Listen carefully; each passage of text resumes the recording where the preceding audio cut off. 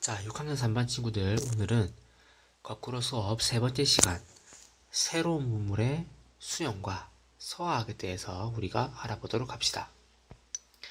중국에 다녀온 사신들은 조선의 세계지도, 그리고 과학기술에 관한 서적, 그리고 화포, 자명종, 천리경 등의 서양 문물을 들여와 소개하였습니다. 그래서 그 당시 중국을 세계 중심으로 여기던 사람들은 이러한 서양 문물을 접하면서 생각이 달라집니다. 중국이 중심이 아니구나 라는 것을 그 당시 사람들이 점차 깨닫게 되는 겁니다. 자, 그래서 그 중에서도 대표적으로 오늘날의 시계인 자명종, 그리고 먼 곳도 뚜렷하게 볼 수 있는 천리경을 우리가 사진으로 확인했습니다. 자, 다음 페이지로 넘어가겠습니다.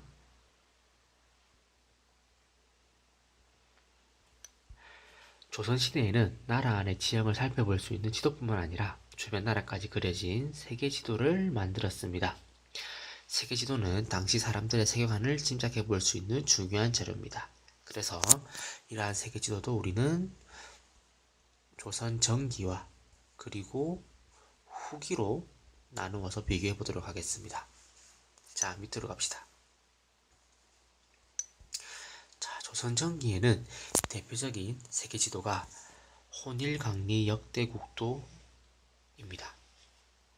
자, 혼일강리 역대국도 지도는 1402년에 제작된 세계지도입니다.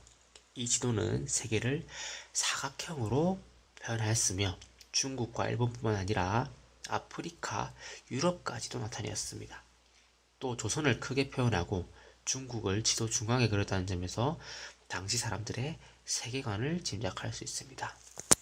자, 그래서 조선전기 혼일강리 역대국도 지도를 보았을 때 당시 사람들은 중국 중심의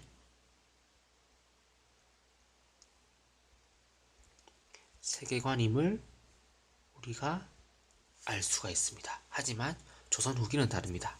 다음 페이지로 넘어가겠습니다.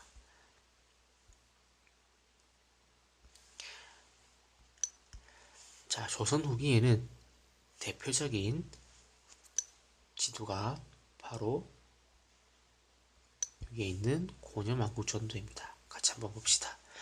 조선의 고려만국전도는 1708년에서 중국에서 가져온 고려만국전도를 보고 그린 세계지도입니다. 세계를 원으로 표현한 이 지도는 원으로 표현했죠. 조선 전기의 혼일강리 역대국도 지도는 사각형으로 표현한 반면 조선 후기 이 지도는 원으로 표현해서 좀 더 사실적인 지도가 되겠습니다. 자, 그래서 당시 사람들에게 많은 영향을 주었습니다. 이때부터 고려만국전도와 비슷한 세계지도가 제작되기 시작하였으며 더 넓은 세계가 있음을 깨닫는 계기가 되었습니다. 자, 그래서 이 지도를 보면은 조선 전기 혼일강리 역대국도 지도와 비교했을 때 여러 나라들이 포함이 되어 있고 좀 더 현실적으로 그랬다라는 점에서 중국 중심이 아니었다라는 것을 우리는 생각을 해볼 수가 있겠습니다.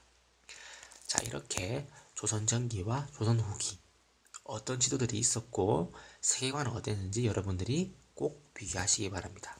다음 페이지로 가겠습니다.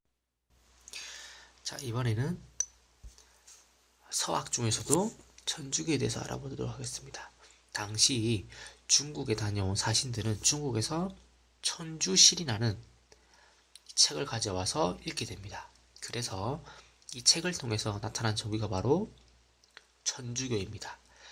당시 사람들은 천주교를 서양 학문의 하나로 받아들여 서학이라고 불렀습니다.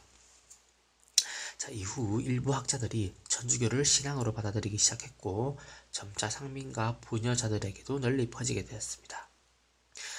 자, 이 천주교는 특징이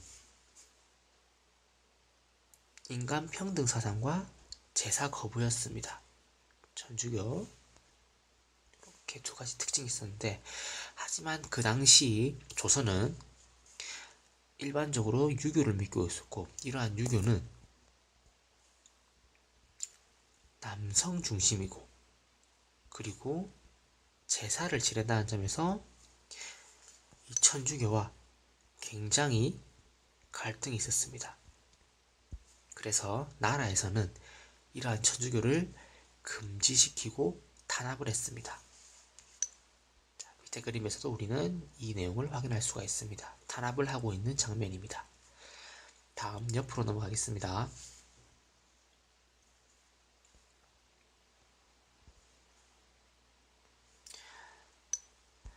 자, 우리는 실학자들 중에서도 대표적인 세 사람, 홍대용 그리고 박지원에 대해서 알아보도록 하겠습니다. 자, 먼저 홍대용은 중국에 유학을 갔다 오면서 중국 중심이 아니라, 그러니까 중국 중심의 세계관에서 벗어날 것을 강조하고, 지구가 하루에 한 번씩 자전한다, 그리고 낮과밤이 생긴다라고 주장을 하게 됩니다.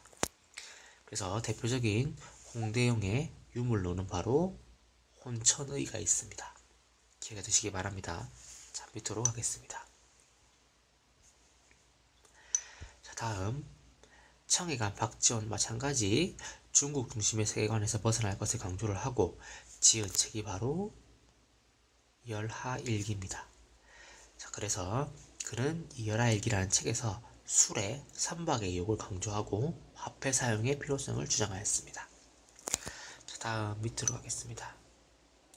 자, 이번에는 박제가입니다. 박제가는 청과 교류를 하면서 북학의라는 책을 씁니다. 그래서 그는 이 책에서 술의 벽돌 수차 등을 도입하고 그리고 무역을 해야 된다 라고 이렇게 강조를 하게 됩니다. 자, 그래서 여러분들은 한 번 더 기억해 두시기 바랍니다. 자, 위로 가서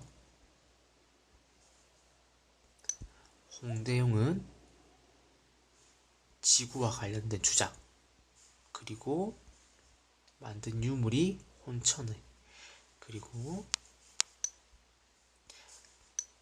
박지원은 열하일기, 그리고 박제가는 북학의, 여러분들이 이렇게 기억해 두시기 바랍니다. 자, 이상으로 거꾸로 수업을 마치겠습니다.